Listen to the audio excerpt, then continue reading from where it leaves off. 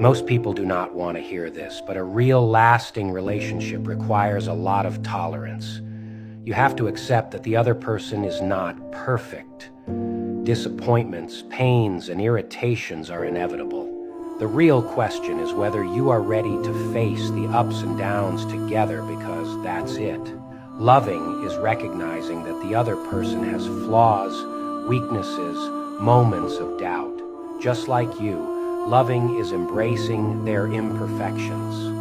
Seeing beyond the arguments, misunderstandings, and mistakes is realizing that perfection does not exist in relationships. But there is beauty in the efforts to stay united. It's about learning to forgive, communicate, and grow together. Loving is a choice to stay, to fight, to build something strong even when it's difficult. This challenge strengthens bonds, deepens love, and makes it more real. Those were the profound words from Isabella's counselor. His advice was, choose to forgive, rise above the pain, and heal together. Isabella was moved by Mr. Mohali's public confession of love and plea for forgiveness. He had mentioned in his video that he would wait for her every day at 3 p.m. at the venue where they last met. For 9 weeks, Mr. Mohali went to Starbucks at 3 p.m. and had coffee, but Isabella was nowhere to be seen. He had promised himself he would still go there and wait for her, even if he were 90. Isabella also thought about her grandmother's words. Everyone makes mistakes, but it takes a big person to admit them and try to fix them. Grandma believed Mr. Mohale was sincere and had risked losing his reputation as a business person to win Isabella back. Finally, after much contemplation, Isabella decided to meet Mr. Mohale. 10 weeks later, Isabella went to Starbucks at 3 p.m., and indeed, Mr. Mohale was there. When Mr. Mohale saw Isabella walk into the cafe, his heart pounded. She looked as beautiful as ever. He stood up, nervously wiping his sweaty palms on his pants. "Isabella, thank you for coming," he said, his voice trembling as he reached out to hug her. Isabella nodded and sat down across from him. "You've got 5 minutes," she said coolly. Mr. Mohale took a deep breath and began. "I know I don't deserve your forgiveness. I made terrible assumptions and said unforgivable things. I let my pride and stupidity ruin what could have been a beautiful life together. But I'm here to tell you that I'm truly sorry. I will do anything to make it right.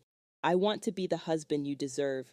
I do not want a divorce. I want us to stay married and build our relationship." When Mr. Mohale had finished, there was a long silence. Finally, Isabella spoke. "What you did hurt me deeply, Molefi. You tarnished my reputation and broke my heart. But seeing your video and hearing your apology today, I can see you're genuinely sorry. I'm willing to give it a try, on one condition." "Anything," Mr. Mohale said eagerly. "Take it slow. We need to rebuild trust, and that won't happen overnight." Mr. Mohale nodded fervently, tears of relief streaming down his face. "Thank you, Isabella. I promise I won't let you down." And so, they began the slow process of healing and rebuilding their relationship, one step at a time. Over the next few months, Isabella and Mr. Mohale moved in together and lived as husband and wife. They spent a lot of time together and rebuilding the trust that had been shattered. Mr. Mohale worked hard to prove his sincerity, showing Isabella every day that he was committed to making their marriage work. They lived as a happy couple with a very strong bond. The moral of the story is, we are all human and we all make mistakes. It takes courage to admit our wrongs and seek forgiveness, just as it takes strength to forgive and heal together. Men and women should not jump to conclusions without verifying the details. Trust is fragile and can be easily broken by assumptions and insecurities. Communication is key. Talk about your issues and fears openly with your partner.